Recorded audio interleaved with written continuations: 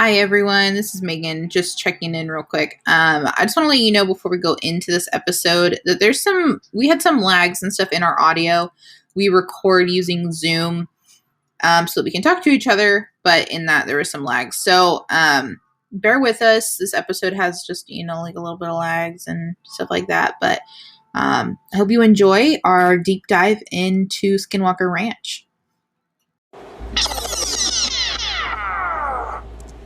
Welcome to Sponsorship Mode.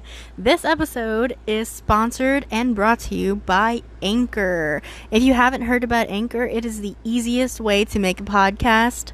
It is actually how we make our podcasts here on Panic at the Podcast.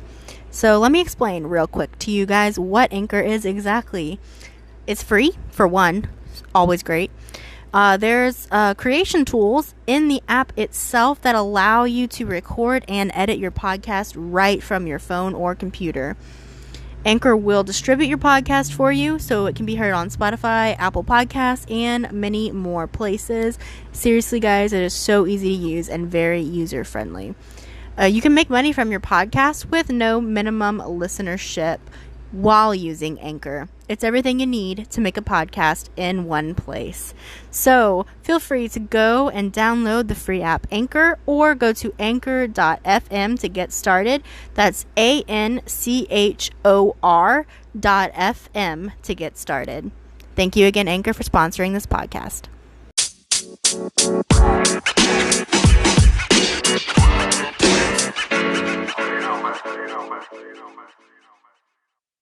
Welcome to Panic at the Podcast. I'm Megan. And I'm Michaela. And we're going to panic about skinwalkers today. Yes, we are. Which I'm excited about. Specifically Skinwalker Ranch. So not even like skinwalkers in general, but this specific location regarding skinwalkers. Yeah. If you haven't heard about it, you're in for a wild ride. So buckle in. Open your ear holes and listen because it's crazy. And we're going to tell you all about it. Yeah, I'm actually really freaking stoked about this episode. I think it's going to be a ton of fun. I have been interested in skinwalkers for a long time. Yeah. You and I both have. So for sure. I think it's going to be a good episode. I think I heard about it initially from Jenna and Julian, weirdly enough. In one of their videos a very long time ago, they talked about they're reading stories maybe from Reddit or something. Yeah. I just watched that one yesterday with the wolf. Yeah. The big dog at the bottom of the wheelchair. Yeah. I just watched that yesterday because I was like, oh, no way. They have one about skinwalkers. It ended up being I think one story. I didn't finish the whole episode. I didn't have time to, but I don't remember. It's been years since I've yeah, it was super old, but I love their stuff so much. Yeah, I miss them. Me too. Yeah, that was my first introduction to them. And then after I heard that story, I was like, okay, I need all of the information. So went down the rabbit hole as one does. And years later, here we are. I have a lot of knowledge in my brain about Skinwalker Ranch specifically. So yeah. So go ahead. I didn't also mean to cut you off. Oh, no, I was just going to say, beyond what we talk about, there's a whole bunch of, stuff on Hulu about Skinwalker, Ranch specifically, that you can check out. There's Hunt for the Skinwalker. There's The Secret of Skinwalker Ranch. There is a book. And then a few different shows have, an episode or something about it. I would suggest, if this interests you, to go check that out. A lot of that stuff is, what is more recent happening or did happen or research that they're doing, trying to figure out what's going on. So if this intrigues you at all, I would definitely suggest you go check that out on Hulu. Yeah. Is The Hunt for the Skinwalker, that's a show too, isn't it? Or is it a movie? Hunt for the Skinwalker, I want to say, is a documentary. Let me look it up really quick. I don't want to give you guys incorrect information, but it is all worth a watch. Yeah. I know there is one thing that I started watching and then very quickly realized it was not a spoof, but It's a film that was made based off of it. It's not actual fact, and it's more of a thriller. Oh, So be warned about that yeah. one. Um, Hunt for the Skinwalker, yeah, that's a movie. So Okay. And The Secret of Skinwalker Ranch is like a show, but they have one season, 8 episodes. I think they're coming out with another season though, and that is like current. Like they're yeah, coming out. They came out in 2020, and I believe they're making more. It's what's happening currently over on the ranch. So, yeah, I think so. pretty fascinating stuff over there. Which really So it was really. I watched that in preparation for this. Well, kind of. kind of, Also yeah. watched it because I wanted to, but super awesome information, and so Yeah. So you might be definitely asking something good to check yourself. out. You might be asking yourself at this point, what the heck is Skinwalker Ranch? What is a skinwalker? What's this fascination? So just a quick little back story to kind of dip your toes in the water before we dive in. Um, the Skinwalker Ranch is actually the most studied paranormal hotspot in history. Um, Paranormal, I say that loosely. They don't really know what's going on at this ranch. There's so many oddities and unexplainable phenomenon that have happened and have been witnessed and recorded throughout Yeah. history that no one knows really what's going on. Skinwalker Ranch itself is located in Utah in the Uinta Basin. Mm-hmm. And it used to be inhabited, and I think still is partially inhabited by the Ute tribe. Is kind of what I found in my Yeah, I research. believe so. Yeah. Yeah. Uh, It is just like southeast of Ballard, Utah. mhm. A little ways out of there. So, Yeah. but mostly surrounded by nothing, right? Like other ranches and stuff like that. Like there's not a lot out where it's at. Yeah. Yeah. So basically,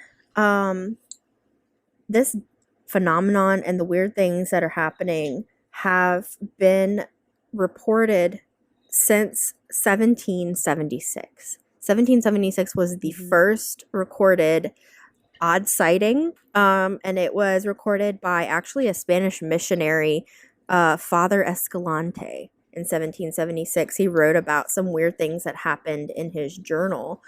So like this is pretty old stuff. Yeah. First And recorded that we're aware of. Like that there we're could aware totally be of. more. You Oh gotta yeah, think like that's a long time ago. Stuff a lot of times doesn't even make it that long. So right. there's probably more. Oh, I'm sure there's more. And I mean, and a lot of people who live in the area, I think a statistic that I found was that 4 out of 5 people that have, been born there and grew up there and lived there have some kind Mm-hmm. of unexplained thing that's happened. Um, the thing is, though, Mm-hmm. that a lot of people are unwilling to talk about it. Um, some of the Yeah. folklore with the Ute tribe is that it's kind of taboo to talk about because it can basically bring those spirits in or whatever it is in. So I mean, if you believe Yeah. that, it's understandable that they wouldn't want to talk about it. Yeah. Well, it's been talked about that it could be like a kind of a piggyback phenomenon, like that like when you talk about it or interact with it, like it could follow you home. Yeah. When it wouldn't necessarily normally show up there, but now that it knows kind of like where you are, like and that you know what it is, like it might make itself more apparent to you and come after you. So there's no like fact that that's true, but Yeah. I was just finding like there's fear or worry or concern or whatever you want to call it that could be the case. So Yeah, for sure. So let me go ahead and lay out some of the property for you guys so you can understand some of the stories that we're going to be talking about. On this property, the Skinwalker Ranch runs along what's known as the path of the Skinwalker to the Ute tribe. This path is believed to be like an area, correct me if I'm wrong, Megan, an area that the Skinwalker basically passes, which is the Skinwalker is believed to be some kind of spiritual entity to some. Others think it's more what's the word I'm looking for? Nefarious. Yeah. Well, there's like a belief that it could be like a vengeful shaman. There used to be a feud between, and there might still be, between the Navajo and the Ute people, and so there was a like possibility that it could come from like a curse from the Navajo um, that are right around there that Mm-hmm. they decided that they would be real nice and curse the Ute people with this wonderful entity that would Yes. just come and hang out and just make Terrorize sure that you're people. not lonely. It's just like, hey, I've heard that like sometimes you're a little lonely when you're out in the woods or out hunting and stuff. We're gonna take care of you there. No, they did it because they were just being Not meanie kind. pants. I'm Meanie trying to come up butts. with a nice word to use for that. And it's actually, the name is taken from the Skinwalker of the Navajo legend, which is concerning a vengeful shaman. Yeah. So there's So not exactly positive, no, like, yeah, it's folklore. yeah, So you but believe it or you don't believe it. fits It's pretty well. totally up to you if you believe it or not. I believe it. I definitely believe something weird's going on because of the Yeah. stories that we're going to tell you guys. But on this property, on Skinwalker Ranch itself, there are 3 homesteads. There's the Homestead 1, which is on the east side of the property. Now, this is where the ranch house is, the corrals for the cattle, which will come into play later. So remember that. Middle Homestead as well. That's kind of just some abandoned buildings. And Homestead 3, which is kind of like surrounded by a bunch of tall trees and brush, kind of a deal. Yeah. And then on the property, there's a river that runs to the south of the property, and on the north end there's a ridge, and that's where the path of the Skinwalker lies. So there's a basic outline for you. Now, the sightings and things, of course, I said dated back to the 1700s that we are aware of. Yeah. Most of the information and detailed like sightings and encounters started happening, I would say, it was in the 60s and 70s that locals started to see them, but in the 90s, Yeah. a family bought the ranch. So in the 90s, a family bought this ranch in order to raise cattle on. These cattle were going to be their livelihood. They were going to raise them, the whole nine. And so, it's a big deal to buy this piece of property. And the first weekend that they were there, they had this strange encounter that they initially didn't think anything of, weirdly enough. I don't know why, because I would have thought weird stuff about it, but I guess Totally. hindsight. Yeah. So the first weekend they're there, they were just sitting out in the yard, whatever, doing whatever people do when they're sitting outside in the yard. And they saw in the distance a large dog type animal coming their way.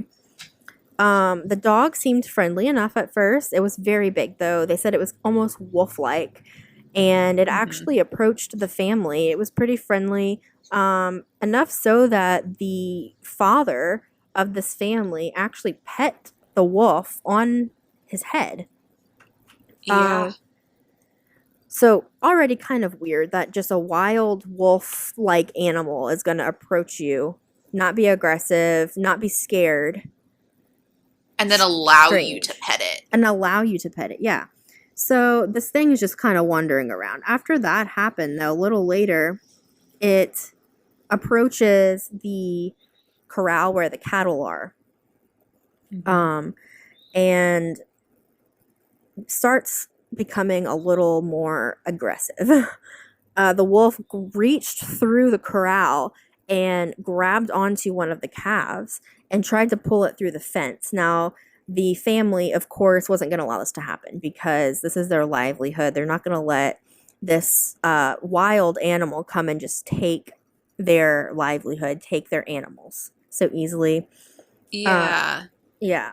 So the family, they start grabbing sticks and just start wailing on this wolf to just try to get it to let go and like go away. But like the hits that they were taking onto this animal, not doing anything. The wolf was completely unfazed. Completely. Yeah, he didn't give like two craps. Just did No. not even matter at all. No, it was as if like they might as well have not been doing anything, honestly. So Terry, I believe Terry was the dad. He went and anyways, he acquired a gun, and it was a Magnum. He shot this wolf creature about 3 to 4 times at a pretty close range, and again, the wolf acted as if nothing was really happening. He's just unloading this gun basically into the wolf, and the wolf's acting as if nothing's happening. It's just another chill day to this guy, this wolf. No blood, nothing, no yelps, absolutely nothing. Not even like in no reaction at all. It was just took it. Yeah, very weird. So then they acquired a hunting rifle. And at this point, they were, a little further away from this wolf. I think at this point it had kind of gone away from the corral a bit. And they shot the wolf with the hunting rifle, and it kind of, stammered back as it was hit, but it didn't yelp again. Wasn't acting as if a normal animal would when shot. Now, when it was shot later, they went back after, they went to try and track the animal. It kind of ran off. They tracked this wolf to a creek, but the tracks just vanished. Nowhere to be found. Couldn't find, where this animal Not up went. the creek, not down the creek. Yeah. No, They couldn't find any evidence that ever walked out of the creek at all. Yeah, it just literally just stopped. Super crazy, super weird. It's a big animal. You would think that it's been shot at this point at least 5 times, at least. Mm-hmm. And it said like one of the things I was reading said like a chunk of like this like the flesh like came off of it. Yeah.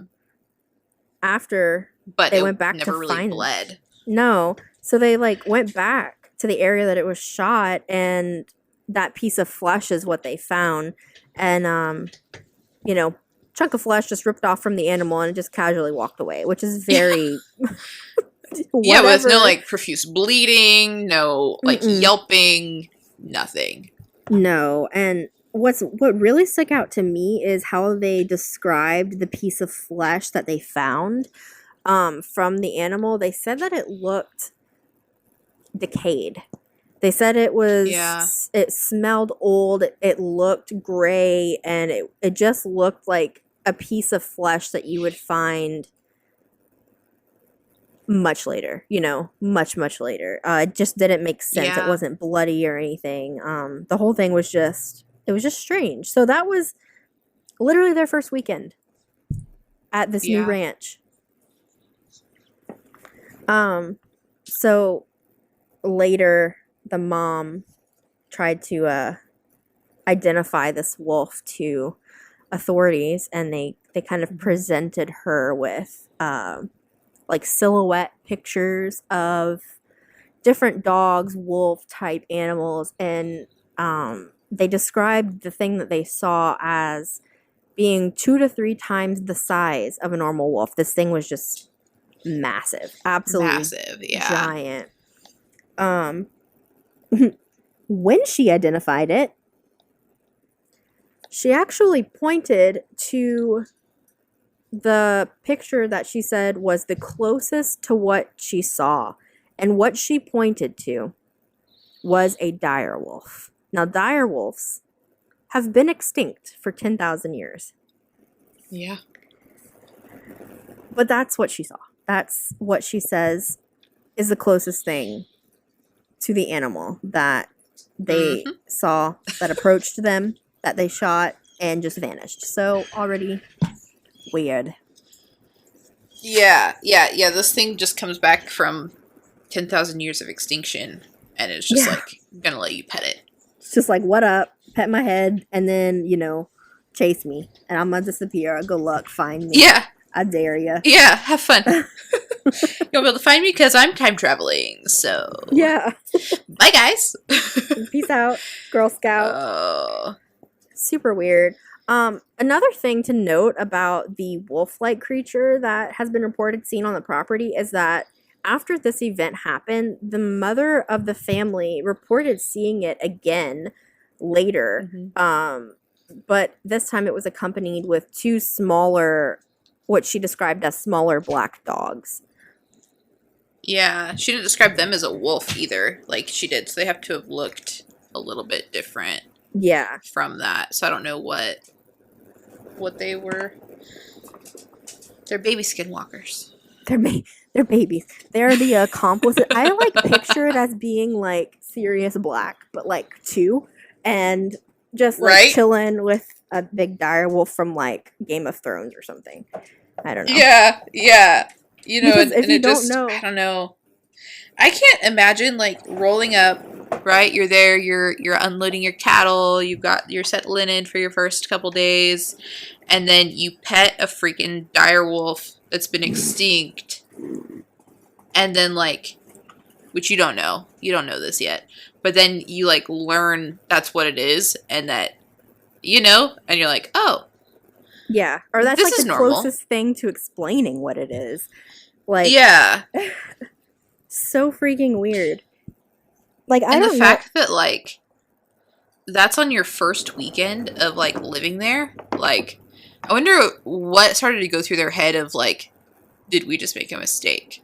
Like, I can't imagine on your first weekend moving into a place. There's nothing you can do about it. It's not like you can be like, oh hey, I still have the receipt. Can I return this? Like, that's not how that works. Yeah. But so crazy, dude. Yeah, dude, the entire time you can, look up and get like timelines and everything of everything that happened when they lived there. Their names were Terry and Gwen Sherman. And they had an absolute just insane time. The entire time they lived there. Yeah. Like, and we're going to talk about it. Yeah. But it's just like way worse. It's just crazy. I wish that they like lived in a time when there were like the Ring doorbells, everybody has surveillance now. So like I wish that they lived but with like all of the technology that there is now, because they owned it from 1994 to 1996. So there wasn't that stuff. It wasn't like a very long time that they were there, but like the things that occurred in such a short amount of time are just absolutely mind-blowing. I know that in the 60s and 70s, things in the basin area were really happening and being reported on. Well, it says that like I made a note of in the 60s and 70s, UFOs became so regular that residents could just almost expect to see one like all the time. Yeah, like it wasn't a big deal. Yeah, it was more like, oh, hey, look, there's a UFO. Oh, did you guys see that UFO Tuesday? Yeah, man. We saw one, Wednesday too. Like, jeez. Right. So weird. I can't imagine. I'm pretty sure I've seen a UFO, like, only, like, a couple times in my life. And every single time I've been like, oh my gosh, do you see that? Do you see that over there? That's crazy. What do you think that is? Oh, that's moving so weird.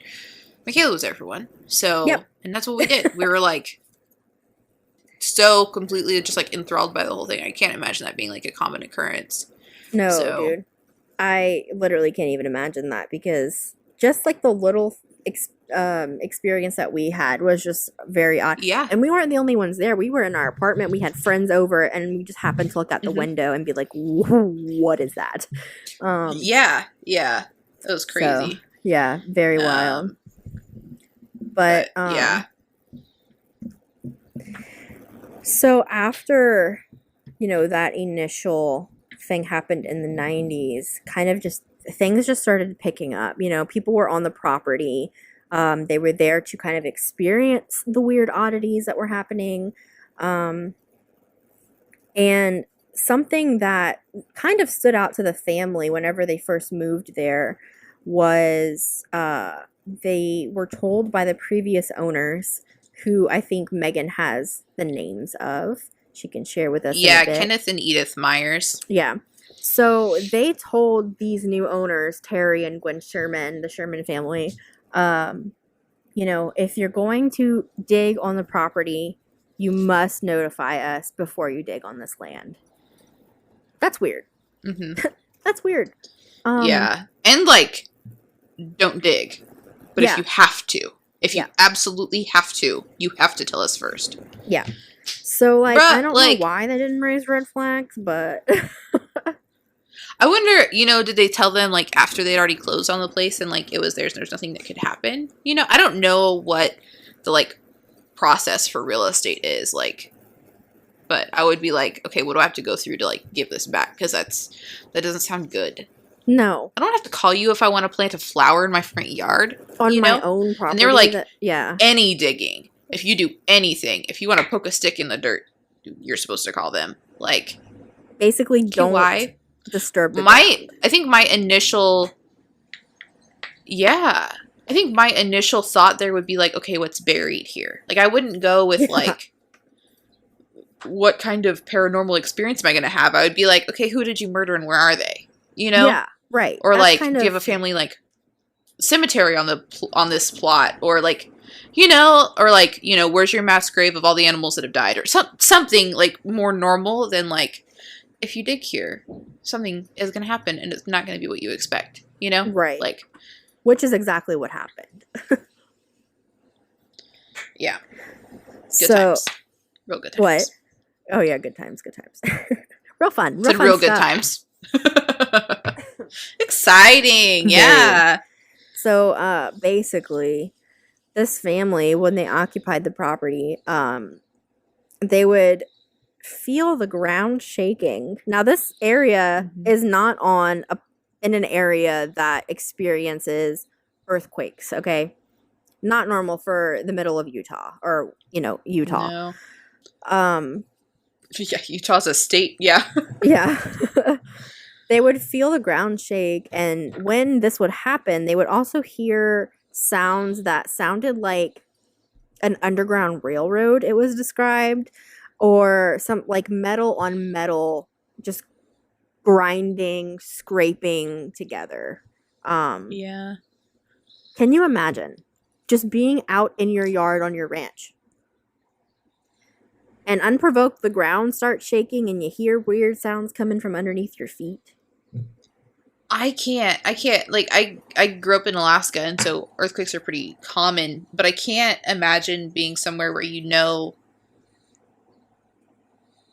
like this isn't, we don't have earthquakes here, and then all of a sudden you're like, oh, we're having an earthquake, that's fun, you know what I mean? Like, because I just grew up where they already had them, but like I don't know what I would do if I were to feel one in Texas. I feel like Texas doesn't really have earthquakes. No. So, but it would just be weird. But then combined with that like metallic noise, like earthquakes make a noise, they make like a rumble, but it's so different than like anything that they described happening there, which is fun. It's weird. Just a good time. Kind of an unexplainable thing. Yeah, right. Very fun. The family ended up having to like dynamite tree stumps for some reason, or I don't remember exactly. Sorry, my notes aren't very good, but on this tree thing, but someone had to dynamite tree stumps to get them, you know, gone, as you said. It's a much more fun way to get rid of them. Yeah, much more fun, much more efficient also. And whenever they would do that, it caused like a huge increase in unexplainable activity on the property. So anytime the ground basically was messed with at all, the weird things, weird phenomenons, some of which we haven't even gotten to yet, because there's more people, there's more. They just went through the roof. just absolutely crazy. And it would stay that way for a little while. And so then they would kind of back off, like, okay, we're not going to do anything to piss this stuff off. But then you have to continue with normal life. Like, you have to, you live on a ranch, you have to disturb the ground. Like, Yeah. That's going to happen for whatever reason. And you should be able to Literally plant some comes dang with the flowers job. in your front yard, or plant a tree, or dig something up if you need to. Like, Yeah, exactly. Without crazy. having to fear Absolutely like crazy. the ground shaking and or hearing like machinery coming from underneath your feet. Yeah. Kind of weird. What an idea. Kind of something you shouldn't Yeah, have to or worry some about. freaking wolf to show up in your front yard. Like, Yeah. what Or like up? unexplainable things in the sky or lights or whatever. Yeah. Jeez. So, yeah. So the longer this family stayed on the property, the weirder and scarier things became. At night, they would see large sections of light in the night sky, kind of seemingly coming from nowhere. Weird. Yeah. They would see. Sorry, go ahead. They would also see like beams of light Mhm. seemingly coming up from the ground, which is also weird. Where there would be nothing there. It's Yeah. not like there was like another house with ranchers and they were, I don't know, goofing off. Like, it was where there was nothing and no one for the light to be coming from. Think like That's normal. this is an exaggeration of it, but think the nothingness of like Area 51, how you just imagine like it's just this compound in the desert and there's nothing really around for miles. Like it's pretty isolated. Think that, I mean, to a lesser degree, but that's kind of what the surrounding landscape of this area is. If you watch these documentaries and things, they show you kind of, you know, you get a better feel for it. But I mean, there's really just nothing around. Yeah, you get a pretty good idea. Yeah. Yeah. Did you say how big the ranch is? I can't remember if you talked about that. No. It's 512 acres. So they own a large amount of land. Yeah. You know, it's not like they're like house on like, you know, 10 acres or whatever. Which my parents own about 10 acres. And so like thinking about their property, like not a lot happens on their property that you don't know, even though they have some woods, but like 512 acres, like that's a lot of land. And that's a lot of land for, you know, some, you know, creepy alien paranormal crap to be happening. So it kind of makes sense that like they wouldn't even see all of it. But yeah, and there's lots of other like ranches and stuff out by where they're at. So just so for reference. Yeah, just a lot of ranch land. And if you know about ranch land, you know that it just kind of goes on and on for miles, honestly. And on. Yeah. Yeah. Miles and miles. So, and there's lots of ranches usually. If there's one ranch, miles. there's usually more. So there's lots of just kind of open land there. So. Yeah. Something else that would happen kind of as far as like the weird lights and like weird things like that, their batteries would just die. Mm-hmm. Like fully charged battery would just die. Mm-hmm. And it wasn't like they would even notice like, oh hey, like our battery's just getting low quicker. Like it would just be full and then it would die. Yeah. And also in certain parts of the property, if they were like driving around or what have you, their vehicles would just stall out every time in a certain area. Almost as if there was like some kind of interference that was making their like the technology that they had just not work. Yeah.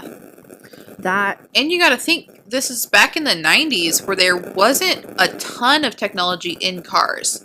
So I mean, it's not like now where I mean, it's super easy for anything to go wrong with a car. Yeah. But there wasn't a lot. And these are these are not like wealthy people that had top of the line cars, I'm sure, back then. Like, so they probably had like a little bit older car. Like, it's not like, you know, all you needed was a little bit of interference. Like, it was going to take a lot. So, yeah. Just really weird. And that goes on into like later, we'll talk a little later about the next owner, Robert Bigelow, and then even more recent to like current times, they have been yeah, on the the current owner. property. Yeah, they've been on the property and Yeah. they've experienced some of these things as well. So it's Yeah. spanning, decades at this point. Yeah. And like With consistent. Yeah, pretty consistent. Now, I have heard reports specifically from George Knapp, who is the author of The Hunt for the Skinwalker. He's kind of the reason that we know, like the general public now knows about this phenomenon at Skinwalker Ranch. He's an investigative journalist, and he kind of has, sounded the alarm about what's going on at the ranch. Yeah. He talks about how the ranch kind of goes through dead periods where not as much activity is seen. Specifically, the first time he was allowed to go to the ranch was during one of these dead times. And the reason that he was actually allowed to go there was because historically, the arrival of a stranger would amp up the activity again. So he was kind of used as bait. Yeah. Um if you But like the coolest bait. Like for him Yeah. as an investigative journalist, I can only imagine they're like, hey, look, we need you to come be bait, but it's for a skinwalker and you can report on it. And he'd be like, yeah. when do you want me to fly in? Yeah. Tomorrow? Today. They Which one? literally dropped this man off in the middle of the freaking desert. And I can't remember if he was at one of the homesteads or if he was literally just in the middle of nowhere. But they like basically brought him there to make noise because that also would bring up Yeah. activity, digging into the ground also, as we mentioned before. But like, unfortunately, nothing happened while he was there. But he said that it was the scariest night of his life. Like, he was just by himself. Yeah. Can you imagine? I can't. So talk about George Knapp for a minute. I think he's such an interesting person. He really He is kind of the reason that Bob Lazar is known like he is. He is the And if whole you don't know who Bob reason, Lazar yeah. is, you should watch. He has a documentary on Netflix that's really good. Of all people that I would like to meet in this Bob world, Lazar. we should. He was on. I'm thinking Elon Musk, and that's not it but Elon Musk is my favorite episode with Joe Rogan. He was on the Joe Rogan podcast. And it's just so interesting. He's such a fascinating person. And he's so intelligent. So he's like... He is. So interesting to listen to. I think that he was on the podcast, the Joe Rogan podcast, twice, if I'm not mistaken. I wouldn't be surprised. Yeah. George Knapp's been on a couple times as well. Yeah. Yeah. And George Knapp he's just such an interesting person. Like, as a journalist, he's talked to so many of those just absolutely fascinating people that he's got so many stories of his own, but also theirs that he can, like, tell, which is super cool. But yeah, I think George Knapp, I'm pretty fascinated by him. So, sorry for the tangent, I agree. but. I think if there's... Wait, did you say that if there was anyone you could meet, it would be him? Is that what you said? Him or Bob Lazar, they would be pretty high on my list. And he worked for the National Institute of Discovery Science, or NIDS, which was funded by Robert Bigelow, who will come up in a little bit. So he's kind of like intertwined in this whole like skinwalker alien world. with all those Yeah. big people, which I think is really cool. Like, what of all people, I would love his life. He's an investigative journalist, which would be the coolest job ever, and he specifically deals with like this paranormal, unknown stuff. You know, he's not pigeonholed into aliens, but like that's what he does. You know, like Yeah. And how cool.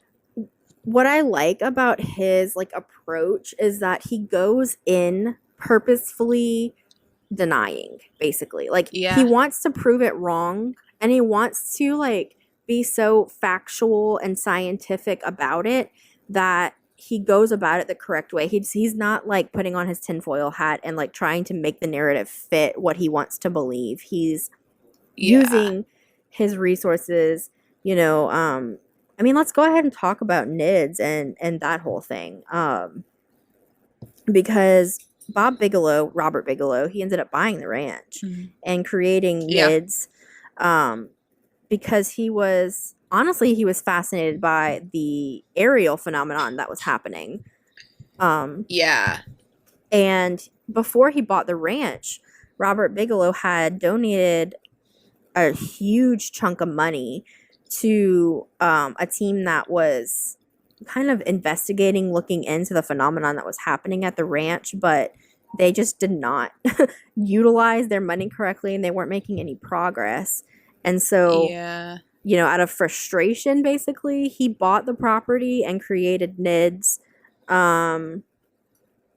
to have, you know, more of a hand in it all, and to kind of really get the scientific study and research moving along. And he did it again in such a credible way of bringing in scientists, people who, you know, not necessarily your average conspiracy theorist, your average person who believes in these types of things. Yeah, he brought in like all the brainy people, and he didn't really necessarily care if it was like, if you were all about aliens, if you were anti-aliens, like he wanted, if you were smart and you're into it, let's do it, you know? Which I think is cool.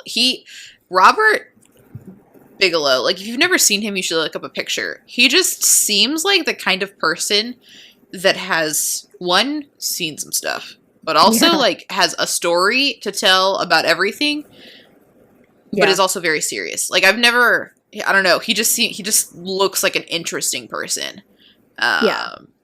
So, and something like of note as well about like once he bought the ranch and all of these studies with, you know, NIDS and stuff started to happen, the government got involved. Like the Department of Defense, there was so much unexplainable things happening on this ranch that were being reported that the Department of Defense got involved to basically assess if there was a national defense threat at this point. Like there was a program directly made to assess this. And the program was allotted like $20 million to this UF program. And they had like an active department for the UFO identification or whatever, trying to figure out what was going on. So for like the US government to basically not pat them on the back and say like, yes, you're correct, something weird's happening, but to like be interested enough and like worried enough, I feel like you can't write off that something weird's going on. No, not at all. And the fact that, basically NIDS and the Department of Defense. I'm a believer in aliens. Oh, sorry. I think we're cutting out. I think we have like a really bad delay. I was just gonna say, like, as a believer in aliens, like, I feel like the government knows, but like the fact that they got excited and into this was like oh, maybe they don't know about this, you know? Because like a lot of times when there's like UFO sightings and stuff, they're kind of like, yeah, okay, like whatever, like we don't care, which makes me feel like they already know what's going on. But when they get excited about this and they like actually like are, hey, let's spend some money. You know, it's like, oh, maybe they don't know what's happening here either. So now I'm even more curious. So right, I agree. And Oh shoot, I lost my little note. But yeah, definitely weird whenever the U.S. government starts to get involved, along with the, NID, which was a private company. Um, they were studying the phenomenon together, trying to figure out what's Yeah. going on. If you watch, I think it's Secrets of Skinwalker Ranch is the show, right? Yeah. Yeah. So if you watch the show, which I highly recommend you do if you're interested by this at all or slash freaked out by this at all, go watch it because it's very interesting to watch them actively study. They bring in, scientists, experts, and you literally can watch them actively do experiments, research, whatever, Hmm. and exploring these places. And they have some weird things that happen to them. You can see it Yeah. happen, before your eyes. They talk about a lot of the experiences that they've personally had while being on the ranch. Hmm. I know one of the ranch hands or the manager, he experienced something and ended up getting a crazy head injury. Yeah. Out of like literally nowhere. Out of Like nowhere. He physically was nothing happened to him. Yeah. It was something to the effect of like his scalp separated from his skull, Hmm. and he had like a raised, whelp almost on his head, and he had to go to the hospital, and it was very dangerous, and no medical professional could explain what could have caused something like that to happen. And it just so happened that he was on the ranch, and something above him, the only thing they can think of is like some kind of radio wave, or not radio wave, but some kind of wave hit him. Yeah. Well, they're saying it's consistent with like a high level of radiation, Yeah, but that like there would be a lot of other damage if it was like something that we're used to or like our yeah, common whatever we have now. So right. it's just who knows at this point. Nobody. That's nobody Yeah. knows. Um, yeah, radiation levels throughout this property have just been They mind change. They're blowing. not And consistent. yeah. Yeah.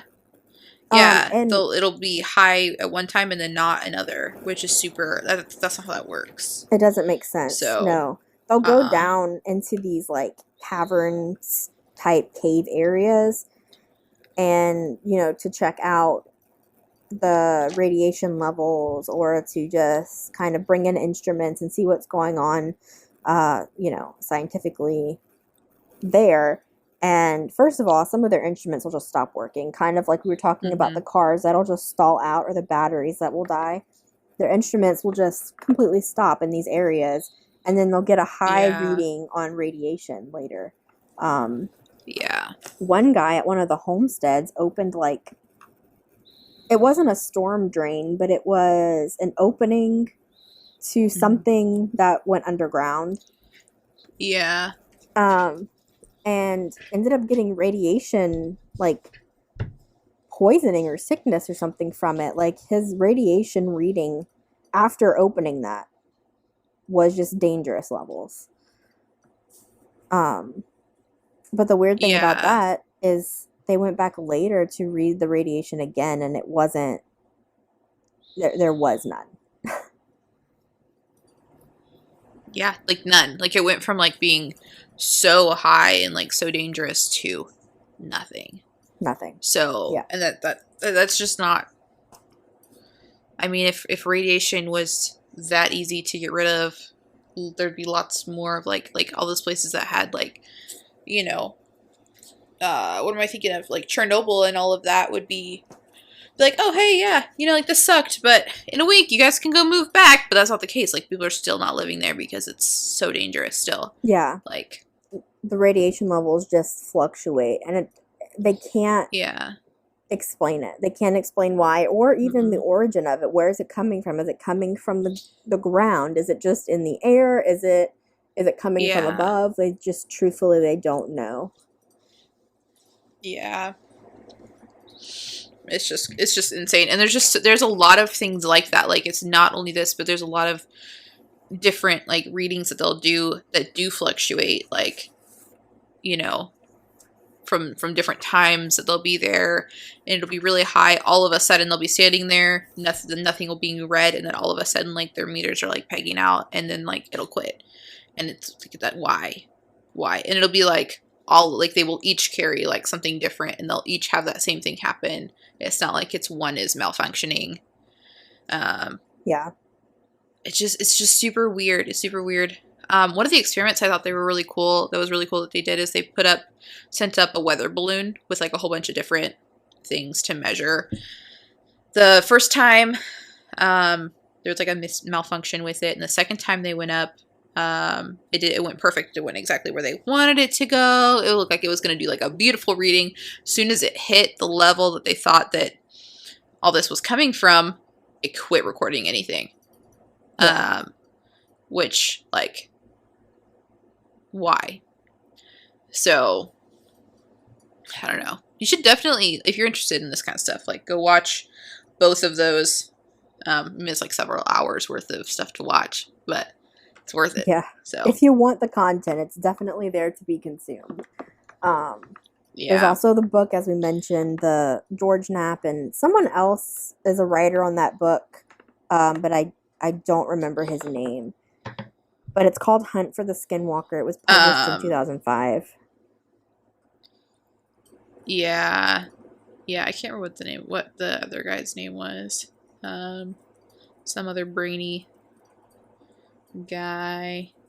I'm going to look that up for you guys, I think, real quick. Just so you have all the information. Colm Keller. Kellelher. Colm. COLM. Yeah. So they have a whole book on it if you guys are interested in reading that. I plan to read it. I haven't yet, but it is on my book wish list. So. Yeah. I need to add it to mine because it's very fascinating. But there's just so many things that like happen out there. Like voices that they would hear that came from everywhere and nowhere at the same time.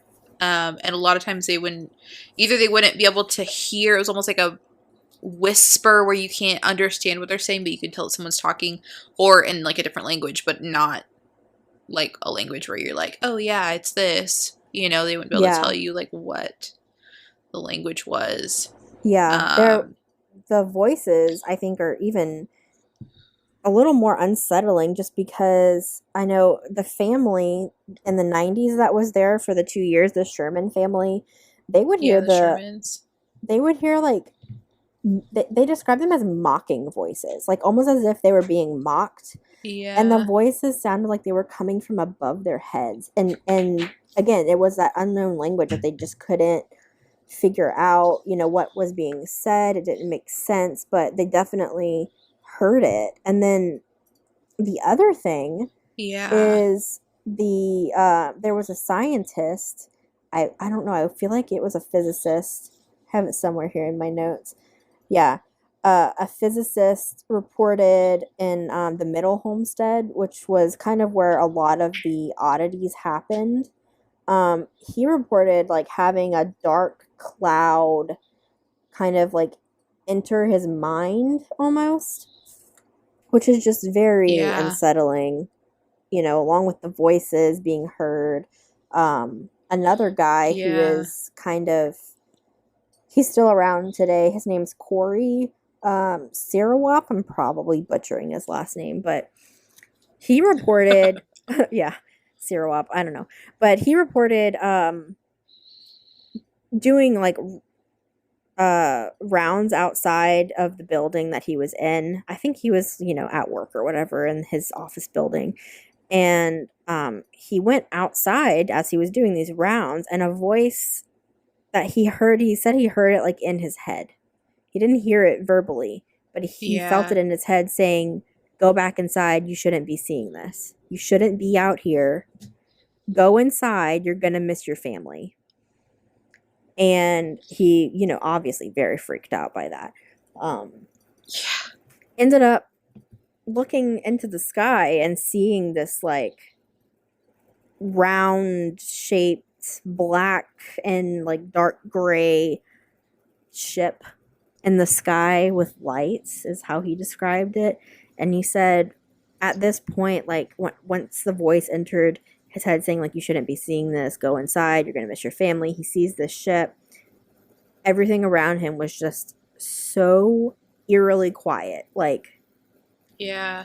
no sound, no animals barking, like dogs barking, no birds chirping, no, wind bristling through the trees, nothing. Just eerie silence. Um, Yeah.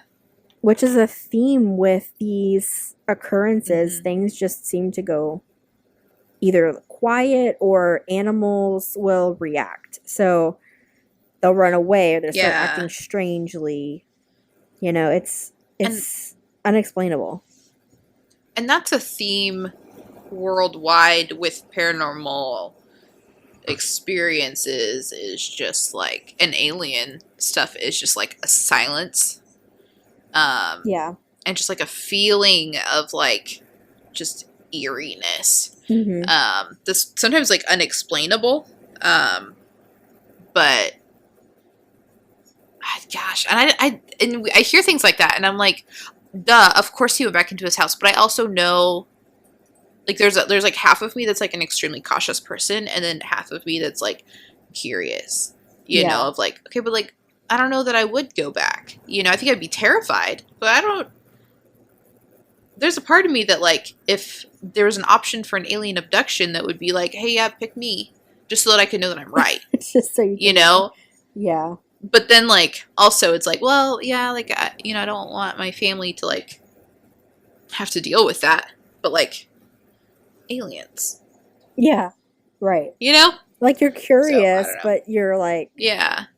smart about it at the same time. I don't know. It's definitely I don't know. conflicting feelings. I feel the same way. Well, I mean, I don't know that I would want to Yeah. be taken. I don't think I'd want to be taken, but um I'd do I don't it. know. It's weird. And there are you would do it.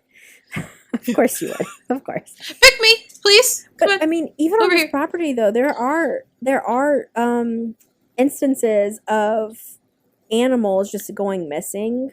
I don't know that there's ever been instances of people going missing on this property. I don't I think so. Just I animals. no, I heard something about an 8-year-old boy going missing, but I couldn't fact check it. I couldn't find any like reliable source that said that. So I I think it feel could just like be whoa. Did you see that? You no. guys, I wish we had video. I have a highlighter in my hand and I put the cap on it and it just like popped off, like the air just pushed it back off and like shot into my Oh. face. Oh, good job. Yeah, thanks. I partially feel like if people were to go missing, they wouldn't publicize it because that would make whatever's happening true. Yeah. Like I feel like, and this is my conspiracy theorist come out, you put on your tinfoil hat, but like I think that a lot of times the media and everything does filter to what they want you to hear versus like what you should be hearing, like Well, if yeah. someone goes missing out there. So I kind of feel like people wouldn't really talk about it. Like maybe you'd know if you're like local, or into this, kind of already into this community. Yeah. Well, I mean, But look what happened with Bob Lazar whenever he started talking about like all of the alien things that he witnessed. Like it was publicized and reported on by the media, and kind of everyone just lost their brains. Like it just created a big yeah, to do. So like, of course they're not going to tell you. Of course not. They want you to doubt it. yeah, They can't verify yeah, it. You know? yeah, But back to the animals thing, the ranch. I mean, it's a ranch, so of course there's animals all over the place, and there's just so many reports yeah, of right before something unexplainable happens, the animals sense it. They run away or they get, they just start acting odd. Specifically dogs. were mentioned in that, but even the cattle Mm-hmm. that were on the property, I know that in the show, when you watch them investigating all of it, um, I can't remember if it was like llamas or something. It was some kind of strange animal that they had in a corral that they had a camera pointed towards. And you can't exactly see Yeah. the event that happened, but right before the event did happen, the animals just kind of went crazy. Um, so just really weird. Yeah. How many times can I say weird in this episode? So many. Well, and they were talking about how like the more animals they have there, kind of the more monitors they have of what's going on, because the animals just tend to be more receptive or pick up on things faster, and like Yeah, they more little sense minute it. changes or whatever. Yeah, so they brought in like a whole bunch of cattle at one point, to Hmm. little biosensors of like what's going on, so they could just watch them. Like, I'm so glad I'm not a cow in Utah. You know, Right? Can we just like, talk about the hey, cattle we need you. instances? Yes, because there are a lot of them, and they're all weird. They're all weird, dude. Uh, and like unexplainable, unless like the only thing that could be, well, we'll talk about it. Um,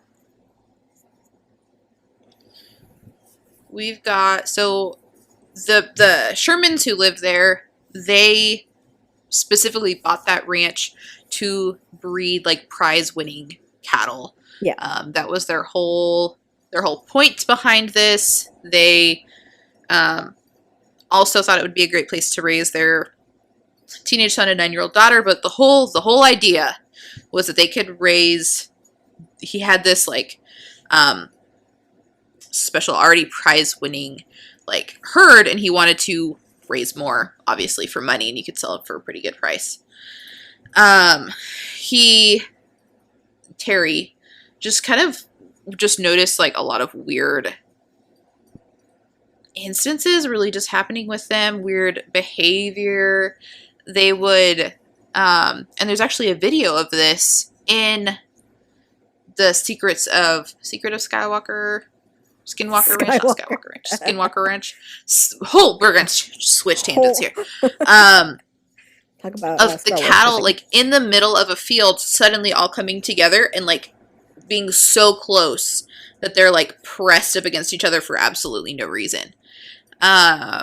Which Which, if you know anything cows about don't cattle, do. yeah, Yeah, they like to be around other cows, but they don't like to like be on sit top of each or other. stand and like be like pressed together like that. Like, cows will have like a best friend, but they don't have a whole herd of best friends. So it's just weird. They started finding first they found a mutilated cow. They'd seen it just grazing a little while before, like I think it was like 5 or 10 minutes before, like it was hardly any time. And then when they came back, it was dead. And it was like, it had to have been like 5 to 10 minutes, like not enough time for anything crazy to happen to this cow, but it was enough time for something crazy to happen to this cow. Because of Yeah, it was a very gentle, like just good cow, little Angus. And then when they returned, they found it, they started checking it out, and they learned that its rectum had been cored out with like a 6-inch wide hole that was 8 inches deep, which is graphic, but at the same time, you gotta know what happened. And there was no blood. which So is that was like the weirdest thing. So yeah, and it's kind of a theme with all of them. yeah, there's never any blood found around these cattle mutilations. What I mean, it was not a one-time occurrence. These cattle mutilations happen and again and again and again. Anytime, not even just cattle, anytime there are animals, livestock, what have you, on this property, you just wait, hold your breath. There's gonna be a mutilation occurring, and there's never any blood around the Yeah. body or to be found at all anywhere. Anywhere. Yeah. Like, it's not like it was siphoned out and just moved somewhere. The cow was killed here and then mutilated, and then they moved it once it had drained. Like, there is no blood to be found. If Yeah. the cow is dead, there's no blood. And the And thing, in 5 to 10 minutes is not enough time for something to bleed out or for you to exactly. suck the blood out of it. Even if you were to do that, they explained it like, okay, the way that the cow's body was found, you would think by looking at it, okay, this cow did not die here because there's no evidence around the surrounding area saying that something happened, that it was attacked, that what blah blah blah blah. There's no blood. There's nothing. And the amount of time that they would see the animal perfectly fine, basically turn around, come back, and the animal had been mutilated or killed. There's just not enough time for someone or something to have taken the cow, kill it somewhere else, and then return it, and no one see anything. Mm-hmm. And they never heard any kind of like disruptive noises or anything. Like when my parents used to have cows and we would butcher them and everything. They're not quiet animals ever, really. No. And so you would think that when something is, dying or being mutilated, you would hear something, and there was never any reason for them to come running, never any like sign that anything like that was happening. And it's just so weird. And this was it almost got to be like a common theme of like finding a mutilated cow or calf or something somewhere right after they had just seen it. And they would have it was enough that they'd noted oh, hey, there's Bucky over there eating grass. And then they come back and, Bucky's dead with a hole somewhere on its body that's like a massive hole and no blood. And not even just a massive hole, a precisely cut hole. They explain these mutilations as being incredibly precise, done with precision, as if like tools had been used, like medical grade technology basically had been used to cut into these cattle. Like a surgeon had done it. Right. And this was happening so often, especially when the cattle, the Shermans were there, that they were starting to get worried about, like, this is their livelihood, and they're just losing so much money. When a cow dies or whatever is injured, they lose money because of it, and so they're financially now starting to hurt because of the cattle mutilations. Well, yeah, when that's your whole livelihood and the whole point behind doing that, a lot of times when you do that, you'll kind of bank everything on like the hope that you'll be successful. And when they just start dying for no reason, it's not like they had a sickness and they could like heal it. Like, this is a little bit worse and scarier and a little more intimidating than if your cow got some kind of disease, flu, you know? Yeah.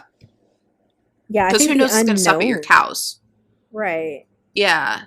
Like, why? I would never feel safe out there. Like, okay, so maybe like you liked cow today, but like, what if humans start sounding really good tomorrow? Right. Because you don't know what's causing this. You can't pinpoint it. No. At that time, it's not like they were putting up cameras, but later, whenever the NIDS team was there and the new owners, even Brandon Fugel, right? Brandon Fugel. Yeah. He's a current owner. They have now put up surveillance pretty much as much as they possibly can around the property, but it's almost as if whatever is happening is intelligent enough to know where the cameras can see, because you can see the reactions of the animals in the video, but you can't see the actual, like, they're just right outside of camera view of the actual oddity that Yeah. occurs. Almost never are they Yeah. able to get it on camera for real. Mm-hmm. Yeah. It really is like it's so intelligent that it's like, oh hey, like we know you can see over here, so we're just gonna be like 2 feet this way. So you'll see the cows, or you'll see the human reaction, or whatever, but like you're not gonna see us. Right. So good luck. Good buddy. luck figuring out what's happening. Have fun with that. Yeah. Oh man. Another. And it's just crazy. Yeah.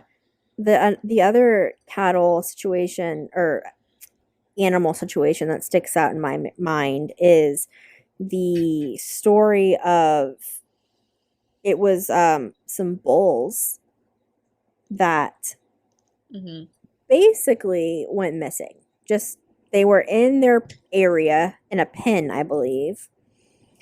Yeah. And they were seen. They were seen there by the owner. They had just put them there, didn't they? Had, yeah, I want to say that they had just put them there. And bulls are very hard to move around. They're stubborn, they're big, they can be aggressive. They're just ornery. Yeah. They don't like to listen. No, they don't. They don't cooperate. And so these large animals are just chilling in, the place that they've been brought. And the owners, the ranchers, they had left the area for a little while. Again, not long. And they returned to where they had left the bulls, and lo and behold, there were no bulls in this pen anymore. They were nowhere to be found. They started asking around, like, hey, where are the bulls? Where'd they go? Did you move them? No one had any answers. No one had moved them. No one had seen them. So they go on this search now for these large animals that just seem to have vanished. And where you can't find just them? Lose a 1,200-pound bull. No, that doesn't happen. You would at least hear that, like, if they would have broken out of the pen, you would have at least heard something. He was still in the area. It's not like he was far away. Yeah. Very strange. So, where'd they find the bulls, Megan? You won't tell us? They found them in a locked, trailer that was locked from the outside, and they were crammed. Like, there was not room for a single other bull to fit in there. No. So my question is, and I'm going to say a bad word because it deserves it, but how the hell did these bulls get crammed into a trailer and then locked? The trailer was locked before they got in there, and the trailer was locked after they got in there. Yeah, so the trailer had not been opened. Did the trailer open itself up, unlock itself, open itself up, cram these bulls? Like, they were so crammed in there that, like, they didn't have room to, like, they shift. Were basically touching. They were so tightly in there. Yeah. Yeah. And then, like, it's locked behind them. They had to go look for a key to get them out. Yeah. So the door was examined. It's not like someone was like, haha, we're going to play a little trick on these guys.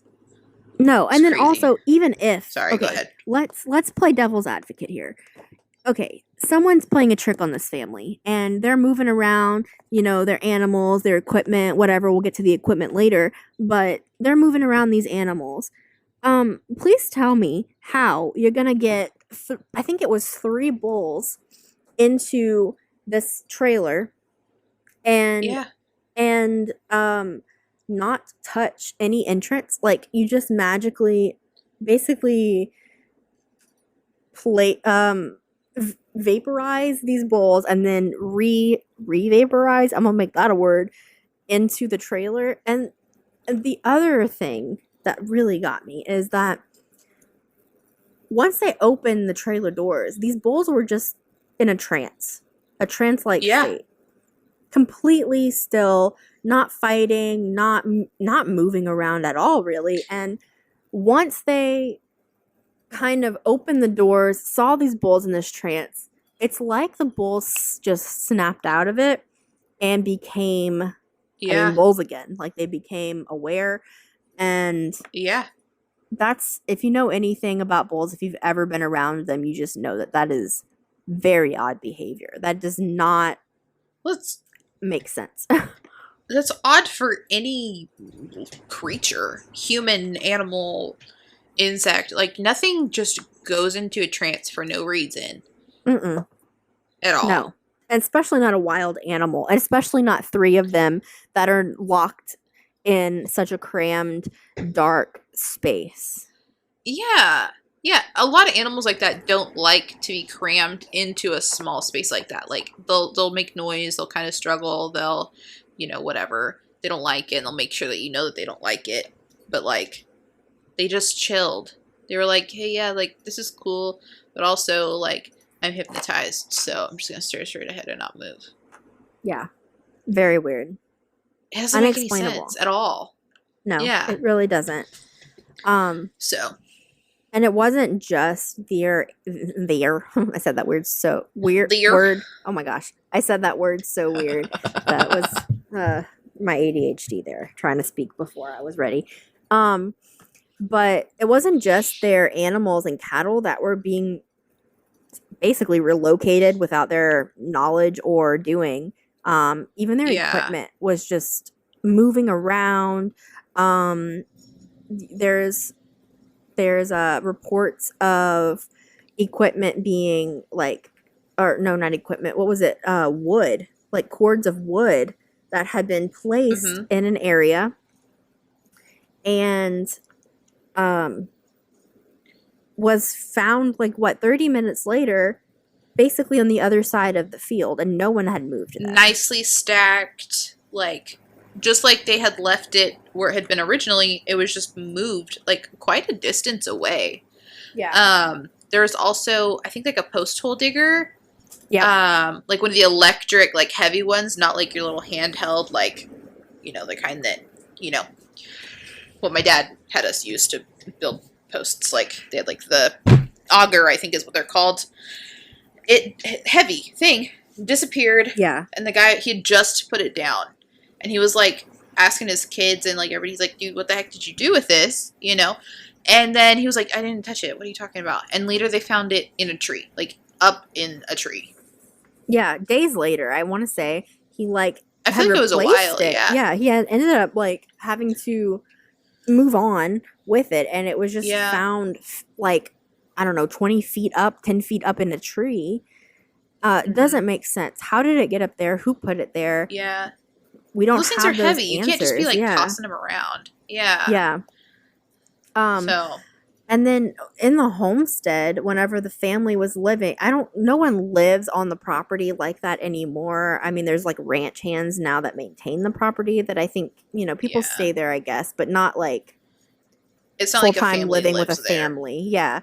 So, but when the family was living there, there's a report of the mom being in the shower and locked door, home by herself, whatever, locked door in the shower. When she gets out, the things that she had placed that were there when she got into the shower, no longer there, just gone.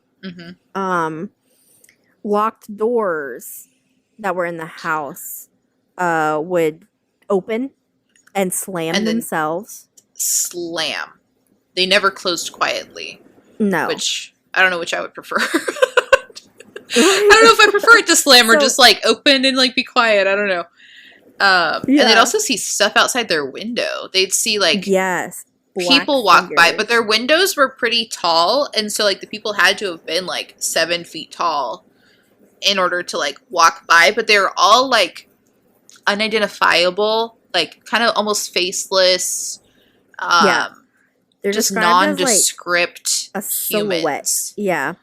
Yeah, almost like a shadow. Yeah, which is so scary. And like this is whenever the activity started increasing as the family lived there. We mentioned earlier that the longer they stayed there, the worse and more scary their occurrences were, and the more frequent they happened as well. And when and almost more personal. Yeah, it almost like it went from animals to them. Yeah. They reported seeing those figures outside of their window at night usually. That's also when they would hear the weird voices outside of their window. They would find footprints Yeah. like by the window, I want to say it was. And, Yeah. eventually they would hear these footsteps just walking around their house at night, along, of course, with And they the were outlines. footprints. They Yeah, weren't like shoes. It was no, like a foot. foot, Like a a foot. naked foot Yeah, walking a on the naked ground. foot. I don't know how else to say it. No, it's true though. And they also Naked. describe these figures when they would see them as just being black faceless figures, like no face, no distinct face. Mm-hmm. Which is scary enough, but it got scarier because eventually these footsteps and these figures started to enter the house after a while. At first they were just Mm-hmm. inside, but they did eventually make their way into the house, and that's when the poltergeist like activity also started happening, which is eventually what drove the Sherman family off of the property, which you really can't blame them. I would have left as well. I don't But know that I would probably have wouldn't stayed have as long as they stayed. did. Exactly. Yeah. I think at that point they had so much money invested into the property. I'm sure it wasn't easy to just pick up and move. I'm sure. But yikes. Gosh, Don't and it's think I got to be would. hard having kids too, Mm-hmm. because it's not like like if it's just you or you and your spouse, like there's a level of like, okay, well we're adults, But when Yeah, we it's your can kind kid, of. like they're gonna be more vulnerable, and like Yeah, a lot of stuff like that is attracted to kids because it's kids can. true. I feel like kids just they have a more open mind, and so like they haven't dealt with those kinds of things. They don't have like they're just more. I don't know. I think They're, it's scary. I would yeah. hate to have a kid and be involved in something like this. Oh my gosh, I yeah. think that would just be I think terrifying. it amplifies it. But yeah. I mean, the Sherman family Yeah. said from day one they felt like they were being watched, which is just a scary feeling. Like everyone's had a feeling like that where they know Yeah. and feel like someone is watching them, and to feel that way in your own house on your own property from day one. Yeah. I don't know how Yeah. they stayed. I really don't know how they lasted 2 years there. I really don't. I don't know. We so side tangent for a second. We worked in a building that felt very like haunted, and it definitely felt worse sometimes than others, and we would see stuff all the time. Yeah. And like it never felt like terrifying. I think it was more of just like the fact that, okay, we're not alone. That was terrifying. Unsettling. But like yeah. I can't imagine your home that you go to every day and being like, hey, something's watching you. Like Yeah. what Well, the that was the heck? thing. That was the thing when we worked in that building and saw those things. At least we had the comfort of knowing we could leave. We could leave Yeah. and go home. Like, this was their home. That said, our building was haunted too, but it never came into our rooms. So Well, it did you that one time, but we don't need to talk about it. okay. I'm sorry. My bad. I liked it better when I could just walk away from work and know that as long as I didn't go on the first 2 floors, I was good. Anyone? a little Vine reference. Thank you for that reenaction there. Yeah, you're welcome. But seriously, like I cannot imagine you roll up and you're like, man, I'm so excited to get my cattle over here and start doing my ranch thing, and then you're like, yeah, but there's someone else here. Like I could feel them. Where are they? Like, You know? who's watching me? What's happening? And then you meet this giant wolf, and then suddenly your cows start dying in like this the most unexplainable horrific way. It's Yeah. not like they're getting like it's one thing if you run across like a cow and it's been torn apart by wolves, like devastating, disgusting, terrible, but explainable. You Yeah. know? It's a whole nother one. And like there's a couple of cow mutilations that we didn't even talk about. Like they'd have like Mhm. super deep cuts like into the inside of their head, no blood, and like some like body parts missing, like internal organs would be like missing and like things like that. Like and there's so precise. much of it. Yeah. Yeah. And again, no blood. So, but like I can't imagine. And that's your home. Like it's not like you're just there for work. Like it is literally your home. You just invested a crap like ranches aren't cheap. Even in the 90s. Cattle. Like cattle aren't cheap either. So they have no all of this land, all of these cattle, like Mm-hmm. homesteads. There's like 3 homesteads on this property. Like you Mm-hmm. have a lot of money tied up into this at this point, and Yeah. all of these, it's not just like one occurrence is happening, like, oh, you have this like poltergeist thing that is moving your stuff around your house. It's not just this one Pity. thing. It's these skinwalkers, thought to be skinwalker creatures that are walking around, these voices that you're hearing, these unexplained lights in the sky, this sound from the ground that are happening. Mm-hmm. Like, so many things. Your animals are being killed. This wolf, like, there's so much Yeah. happening. I can't imagine what that does to your mental health, honestly. Something that I we feel didn't like something that we what? didn't talk about is when we were talking about the weird ground stuff, is that they would find scoop marks of land Mm-hmm. just missing. I'm talking chunks of land, as if like Just gone. just gone, as if like a machine had come in, a heavy duty machine had come in, taken a scoop of land. I'm talking like hundreds of pounds of soil, dirt, away overnight With no without tracks. no tracks, No noise. no one seeing it, no one hearing it. This property, keep in mind, is surrounded. It's fenced in. Like, there's so many gates. You know about ranches. You know that there's gates to let the animals graze in certain areas. You kind of control where they are. There's gates and fences all around this property. Like, you would literally have had to barrel through these fences and gates to get to where these huge things of soil were taken from. It didn't make sense. You can find pictures online of these scoop marks, by the way, and see, you know, how massive they are, and the remnants of where those soil, I'm going to call them soil samples, were taken from, can still be seen today. I mean, it's just the grass has grown in, but you can still see the divot in the earth. So really weird. What is it? How'd they get it? Who took it? Like, where'd they put it? How'd they get to it? Like, it doesn't even make sense. It really doesn't. And a lot of the things that just happen out there just fall into that same category of the unexplainable doesn't make sense. Right. Exactly. You know, exactly. Like we can't. We've done so much research and we can't make it make sense. You know. Yeah, science. And we didn't talk about the dogs either. Yeah, go for it. Yeah. They had 3 dogs. I'm not sure what breed they were.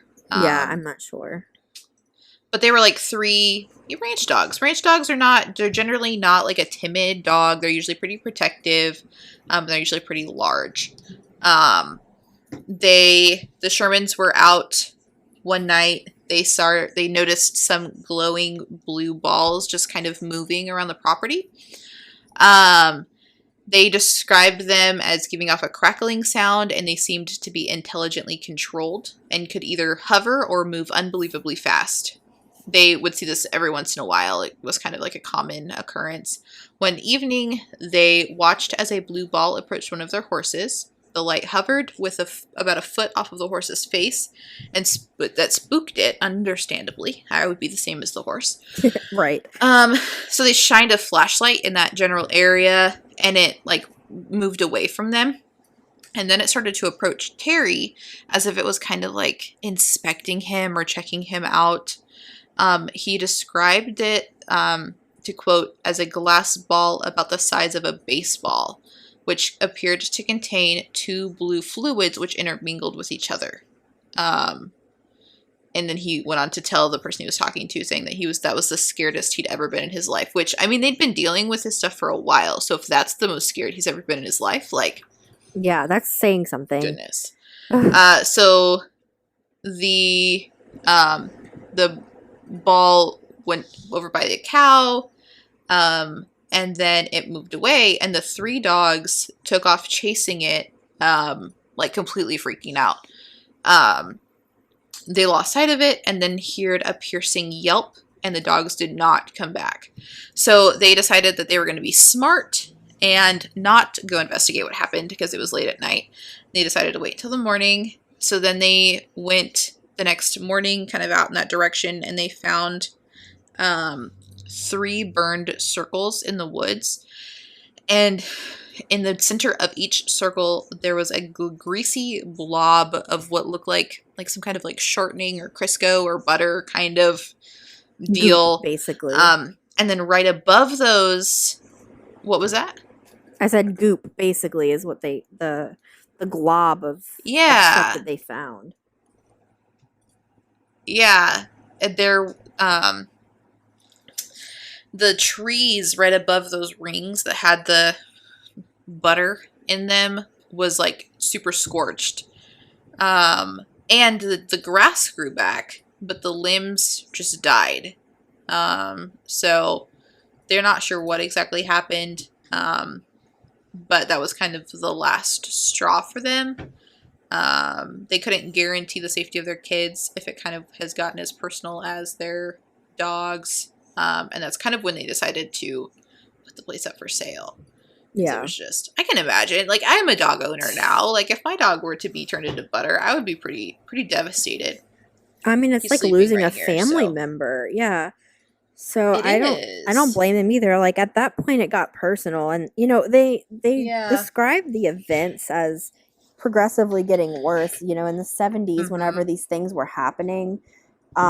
They weren't as scary. They were just kind of whatever, but in the 90s, which is when the Sherman family was there, that's really when the activity Yeah. amped up and got personal, scary, poltergeisty. The voices, the psychic physicist feeling like psychic stuff was like communication was happening. Just weird. Weird, Yeah. unexplainable. So I don't blame them, dude. Yeah. I found a note that I should have brought up earlier. The previous owners, the Myers, he had died 15 years before the Shermans moved in, and she had lived there by herself for 7 years before she eventually died. And then when they moved in, they noticed heavy dog chains were bolted by each of the 4 exterior doors. And they had just assumed that they had a dog that they just moved around the house to keep it out of the sun. But when they asked about it, they were like, no, we had 4 like huge, ferocious dogs was how they're described, that they kept chained by each door. Which, like, okay, so you're told, hey, don't dig here. Also, we used to have 4 huge, they're described as huge, ferocious dogs, which I'm not going to mess with. To me, that's like a sign of like, hey, let's not move here. The other thing, too, is that in that homestead, in that house, there were locks on the door. I'm talking like deadbolt locks, multiple locks on the doors inside that would go from room to room. So yeah, like super heavy ones. Yeah, heavy duty locks, for instance, on like a door to a bedroom or a door that would separate the living room and the kitchen, if that was a thing. Like, that doesn't really make sense. I want to say there were even locks on the cabinets. I think so. I feel like that's true. I'm looking at my notes and I don't see anything about that. But I feel like I remember hearing that at some point. Yeah, feel free to fact check me on that one, guys, because that is not written down in my notes. I'm just using that out of my brain. But I do want to say I remember the locks also being on the cabinets because of the slamming. Like, things would just slam. You know, it's just scary. There was also at the main site where all of this stuff would happen, as mentioned before, the middle homestead. There was a report, and now I don't remember, I cannot recollect who reported this, but there have been reports of they call it the predator-like monster appearing at this homestead, which is kind of scary. George Knapp talks about it, saying he was saying, like, whenever he was out there for bait or whatever, he's like, I'm fine with seeing lights, I'm fine with, you know, the orbs, the UFO, the whatever. Please don't let me see the predator.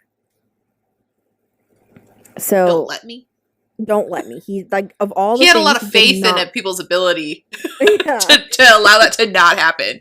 Right. As Well, he's no, brought in for bait for it. what's going through his mind. Like, please don't let me see the predator, which I really can't blame him. Also, okay, this is the weirdest one to me, and the most interesting and the most scary, in my I think you're opinion. talking about to talk about my favorite one. I hope so. I hope you're about to talk about my favorite one, because if not, then I'm going to bring it up. So go ahead. Okay. I'm excited. Okay. This is my personal favorite, and I want to know all of the information about it, but I don't think we're ever going to get all of the information about it. I don't think so. Again, at this main site at the Middle Homestead, someone witnessed and reports seeing a ball of light just appear. Okay. This is pretty standard. This seems to happen in this area. But this ball of light that appeared, just kind of hovering a few feet off the ground, grows and evolves into this circular wormhole type thing. Yeah. Dimensional wormhole, let's call it that. And this person reports seeing this, and when you look through this hole, it's almost as if you're seeing into another place. It doesn't make sense. It doesn't go along with, the geography of the land that's around. And out of this, and the weather was different. The weather was different. I want to say it might have even been a different time of day. Yeah. And out of this, what we're going to call a dimensional wormhole, comes this thing, this being that just pulls itself through the wormhole that is floating in the air a few feet above, drops out of it, and scurries, runs off into the woods. Yeah, and it's like a humanoid type creature, but it's definitely not human.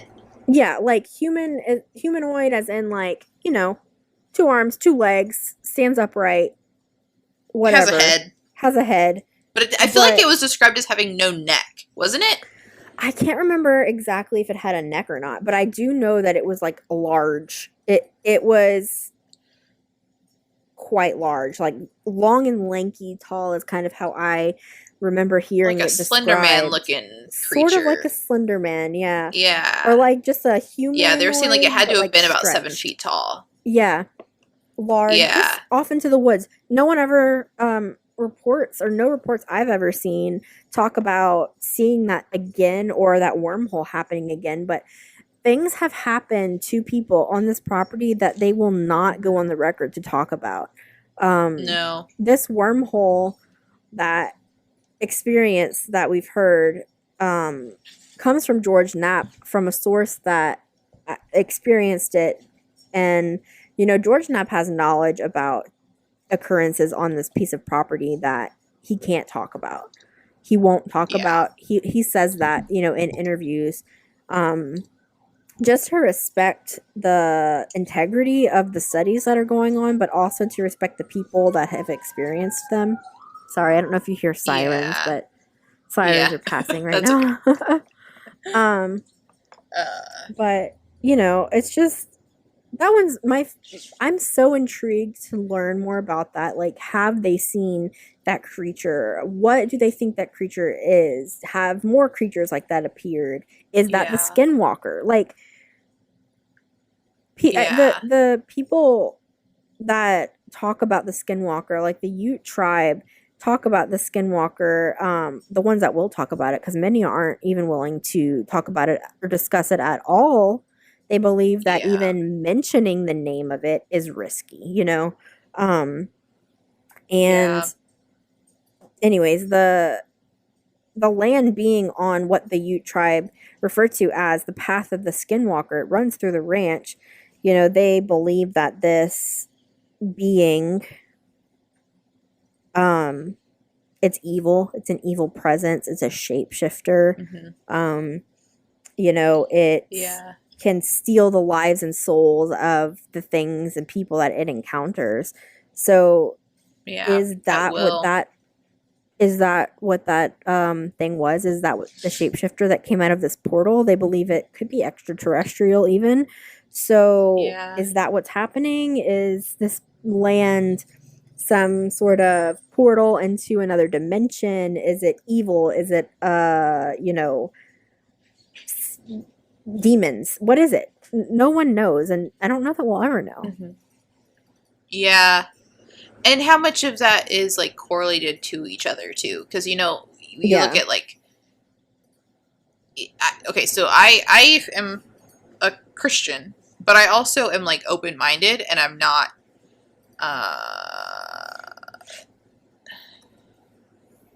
I'm not trying to be out here and be like, well, all of this has to be this. You know what I mean?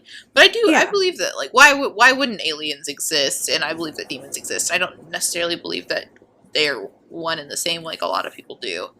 Um, but how much of that is true? How much of Right. that is not true, and how much of that is correlated? How much do they have anything to do with each other? Do they at all? You know? Is it separate events? Yeah. No Yeah. one has the Or answer. are they all the same? Or is it a combination of both? Like, do we have aliens and demons on that place, or do we have, what is happening? Right. And I think it could be any combination of all of the above. Because I why not? agree. Why wouldn't it And be? I agree that it could be some scientific phenomenon that's totally explainable that we just don't have the technology to understand. Um, Yeah. could that be in the form of another dimension? Maybe. Could that be in the form of extraterrestrial beings? Maybe. Who knows? I'm the same as Yeah. you, I don't discount anything because it sounds crazy or insane Yeah. because I mean so many things back in the day that we now know to be true sounded crazy and insane. We can Yeah. only Yeah. understand, where we are up to in the at the point Hmm. of our lifetime, technologically and stuff like that. So I don't know. I think it could be Totally. anything, but Yeah. I really think what's it, like you said, it can be anything. yeah, So I think it's hard to have even a idea of what it could be because it's really like possibilities are limitless here. So yeah, for sure. why cut down your options when they really could be anything. And it's so fun So to like theorize about what you think it could be. Like yeah.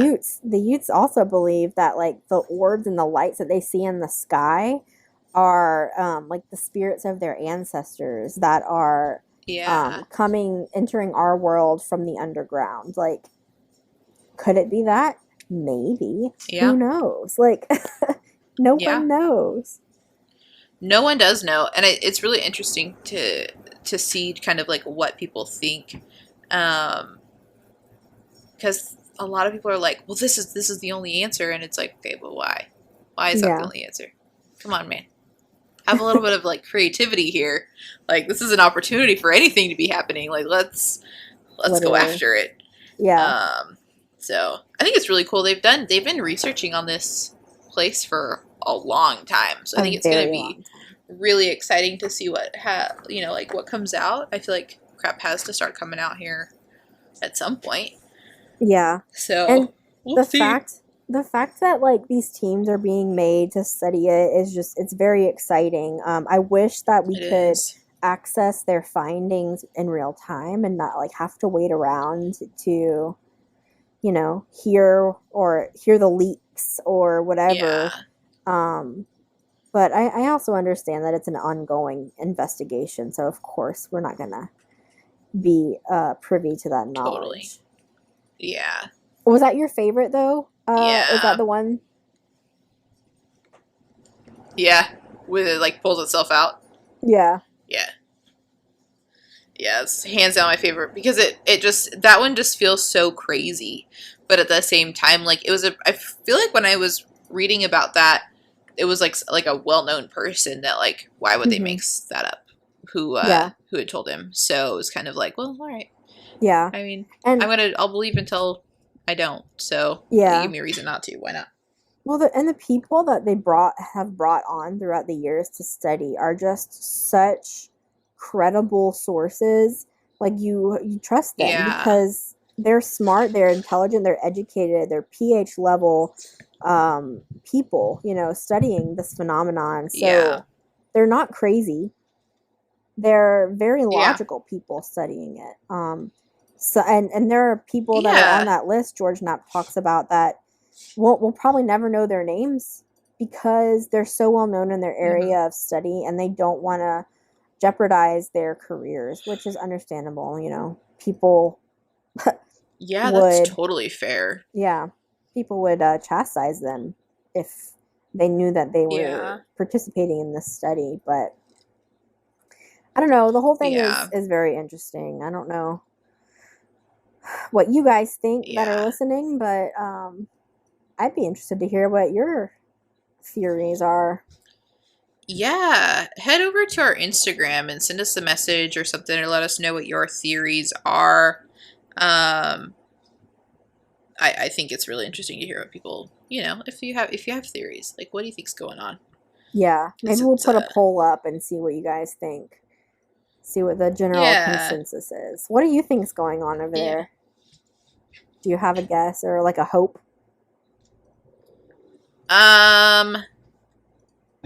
I hope that it's either an alternate dimension or it's aliens, personally. Yeah. Or an alternate dimension with aliens. Who's to say that those can't be synonymous? Right. To me that's like the easiest option, but I also just have this like firm belief that like we are not alone, and I've believed that since I was like a small child, Yeah. like, and I don't think, I don't know. I really think that it has to be something to do with aliens. Even if they're not I'm not talking like Marvin the Martian, but like, I think alien can be a large spectrum of things. It doesn't have to just be like somebody from Mars. I think it could just be anybody who's from a dimension that's not necessarily ours either. Some kind of spirit or something. It just doesn't even have native, to be an not native intelligent to being. Exactly. So I think it'll be really cool. What do you think? What are your thoughts on this? I think there's like a huge part of me that wants to believe that it's just like all explainable, but I really don't think that. Like, if I actually am being honest with myself, I don't see how it could be explainable in like the normal terms of explainable. I want it to be. I'm right there with you. I want it to be like some kind of interdimensional thing. Some kind of portal, even, to another universe, another place. Which I kind of lean towards that because they talk about like all of these things that all of these, experiments that they've ran, how like the differing information that they get from these experiments and this data that they've collected, it's not consistent. It fluctuates so drastically, and it just makes you wonder, how is it doing that? Why is it doing that? If it's a portal, is it when the portal, quote unquote, is open that we're getting these crazy readings, and when it's closed, we're not? I know that sounds crazy, but like the science, but that also is like a logical fiction, option. Yeah, and the science fiction in my brain just wants it to be that, because how cool. Also how scary, but how cool. So that's kind of where I stand. I want it to be something that's not the norm, which I think is why I'm so interested in this. I don't want it to be something evil or like something we have to fear. Could it be? Maybe. But I also don't want it to be something boring. Like, I feel I feel that way about a lot of things. I'm like, I've chalked this thing up to being so dang cool in my head that I need it to not be boring. So, like, maybe that's bad. Maybe I don't want it to not be boring. Like, maybe I want it to be this boring thing, but, like, no, I want it to be something really stinking cool, because, like, I've spent so much time, like, being interested in this and, like, listening to podcasts and, all of that stuff for like, years, that like, come on, man, like, don't make this be something boring. Come on, like, let's have this be cool. Like, whatever you do, just like, exactly. Don't be like, oh, it's this perfect match of chemicals and it's making all of blah blah blah blah blah. Like, come on. Boring.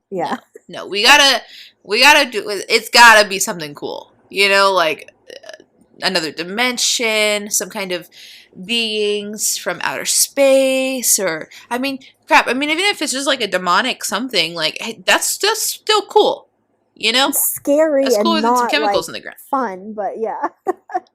Yeah, but Yeah. also it's like it's pretty localized. It's not getting out of there. We're good, Yeah. you know. Yeah. Worst thing, Well, like we just never go visit. Pity, pity. I mean, So. the tribe, pity. like, they weren't against going to visit. The Ute tribe weren't Yeah, against it. But yeah. I want to be a rebel and I want to go see it personally. I think that'd be the Right? coolest thing. Use me as bait. Let's go. Yeah, let's go. Oh. But I mean, No, that's I all think I whatever have it to is say gonna be about cool. it. Yeah. Yeah. And there's a lot of information that we didn't cover. Like this was like a So very much. brief like synopsis of like the bigger points. There's crap buried under the ground that's like the size of a football field. Like Yep. just watch some stuff, do some research, see what you can find. Look up, videos and photos of the ranch itself. And read like especially the Sherman's stories. Because Yeah. there's just so much information out there that we can't cover. I mean, this is almost 2 hours, so we've been talking Yeah. and we've And scratched the surface. Yeah, tip of the iceberg with the information that we've talked about today. I mean, we have notes that we Yeah. haven't even mentioned some of the things Yeah. in our notes, but Yeah. we would be here all day. I'm sure some of you would be okay with that, but maybe we'll have to do a part 2 at some other time. If y'all are interested in that, let us know on our Instagram. Yeah. Or tweet at us. Yeah. Let us know, we're here for you Or guys check out our to TikTok. listen. We have a TikTok now. Oh yeah, check out our TikTok. Yeah. Panic at the Yeah. Podcast. Go find us. It's all the same name everywhere. Yep. Yeah. I'll add that link below. So, Yeah, yeah. don't forget to let us know what you think's going on at Skinwalker Ranch. Have you heard about this before? Let us know, definitely go do some more research. I highly, highly recommend watching The Secrets of Skinwalker Ranch. There's such good information. It's so captivating. Yeah. Yeah. Hope you enjoyed this episode. Yeah. It's a hot And hot episode 2 for season 2. It is. We just like jumped right in there. I'm excited about it. You really did. Okay. Bye. Hope you guys enjoyed. See you next time.